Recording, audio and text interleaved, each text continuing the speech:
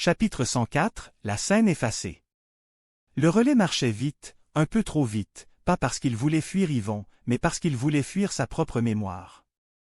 À force d'obéir à une voix pendant assez longtemps, on finit par croire que le silence lui-même devient une faute, et son corps avançait déjà comme s'il essayait d'échapper à quelque chose qui n'était plus derrière lui, mais en lui.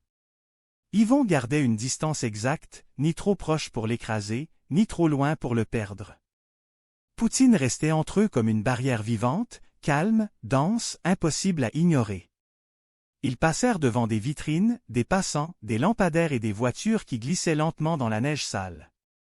Le Québec ordinaire continuait d'exister autour d'eux avec une indifférence presque insultante, comme si aucun livre d'horreur n'était en train de s'écrire à quelques mètres de là. Puis Yvon s'arrêta net. Le relais fit encore un pas avant de se retourner, déjà inquiet. Yvon parla bas, avec une précision qui ne laissait aucune place au détour. Il lui dit qu'il avait déjà donné un aveu, mais que maintenant il allait donner quelque chose d'utile. Le relais déglutit et répondit qu'il avait déjà tout dit. Yvon secoua lentement la tête. Non? Poutine fixa l'homme sans grogner, mais avec cette présence lourde qui coupe les mensonges avant même qu'ils sortent correctement. Alors Yvon ajouta ce qu'il devait entendre. Il lui dit qu'il avait déjà effacé une scène entière. Le relais trembla immédiatement. Il murmura qu'il n'avait jamais voulu en parler. Yvon répondit durement que ce n'était pas à lui d'en décider. L'homme baissa la tête, puis quelque chose céda. Il avoua, vite, la voix étouffée, qu'il avait effectivement effacé une scène complète. Un froid glissa sous la peau de Yvon. Une scène entière. Cela voulait dire un corps disparu, des traces détruites, une mise en scène nettoyée jusqu'à l'absence, comme si la page n'avait jamais existé. Le relais continua, secoué, et expliqua que ce n'était pas une scène prévue pour être vue, pas un chapitre destiné aux écrans ou aux nouvelles, mais une correction. Yvon demanda combien. Le relais ferma les yeux avant de répondre qu'il n'y avait eu qu'un seul corps.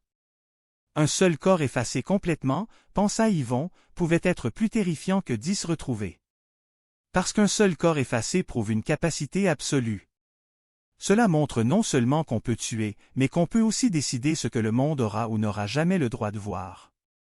Yvon demanda où. Le relais hésita longtemps. Ses yeux balayèrent la rue, paranoïaques, comme s'il s'attendait à voir la voix elle-même sortir d'un coin de mur. Puis il finit par répondre très bas que c'était dans un endroit que personne ne vérifie, un lieu où ça sent déjà la mort, un endroit où le monde passe sans jamais regarder vraiment. Yvon ne dit rien. Il attendit. Le relais finit par lâcher le vrai mot. C'était un ancien bâtiment, un vieux hangar, pas loin d'un secteur industriel, là où la neige cache tout et où personne ne s'attarde. Yvon inspira lentement, puis demanda pourquoi il avait effacé cette scène. Le relais répondit avec une voix cassée que ce mort-là n'était pas supposé être vu. Yvon demanda pourquoi. L'homme releva les yeux. Ils étaient humides, pleins de honte. Il expliqua que oui, la victime avait quelque chose à se reprocher, mais que le lieu, lui, montrait trop. Le silence tomba aussitôt.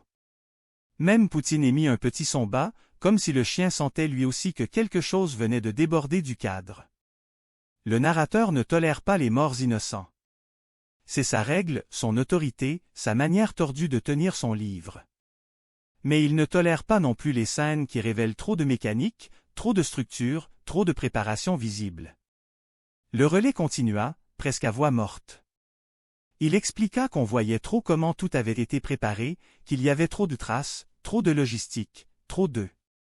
Yvon comprit immédiatement. Ce n'était pas une erreur morale. C'était une scène impossible à laisser vivre. Pas parce que la victime était innocente, mais parce que le décor parlait trop. Le chapitre avait peut-être été vrai dans le fond, mais il était mauvais pour le livre. Alors il avait été arraché. Yvon demanda pourquoi cela avait été fait là. Le relais secoua la tête. Il dit qu'il ne savait pas, mais qu'après, la voix avait voulu que tout disparaisse, complètement, comme si cette page n'avait jamais existé. Yvon comprit encore mieux. Ce n'était pas un chapitre raté dans son principe. C'était un chapitre raté dans sa forme. Trop de vérité matérielle. Trop de systèmes visibles. Trop de coulisses. Yvon fit un pas vers lui et lui dit qu'il allait l'y mener. Le relais recula aussitôt. Il répondit que non, que s'il y retournait la voix le saurait immédiatement. Yvon répondit sans émotion qu'elle savait déjà tout ce qu'elle pouvait savoir pour le moment, mais que lui restait la seule carte vivante de cet endroit.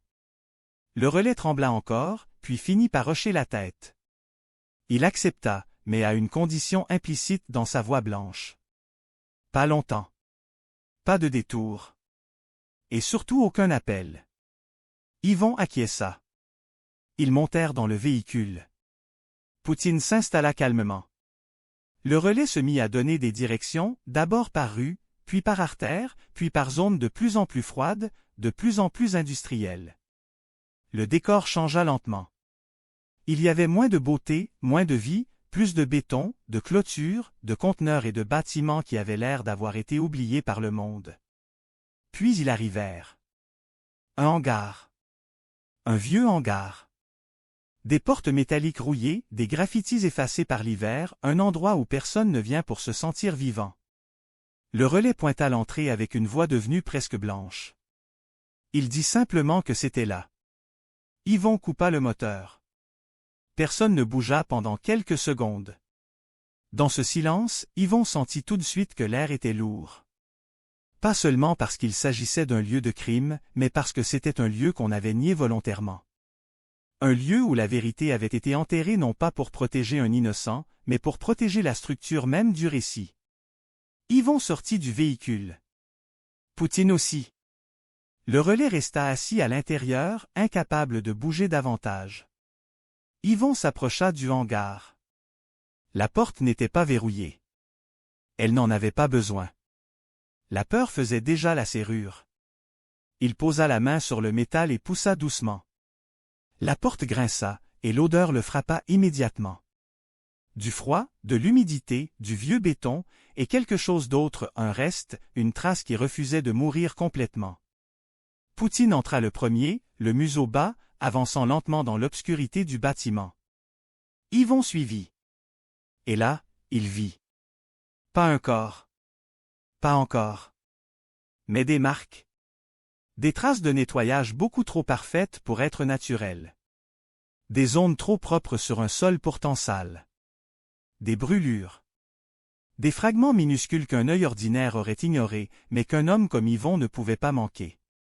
Il murmura que oui, ça, c'était une scène. Derrière lui, le relais laissa presque échapper un gémissement. Il souffla qu'il le lui avait dit. Yvon fixa l'intérieur du hangar encore quelques secondes.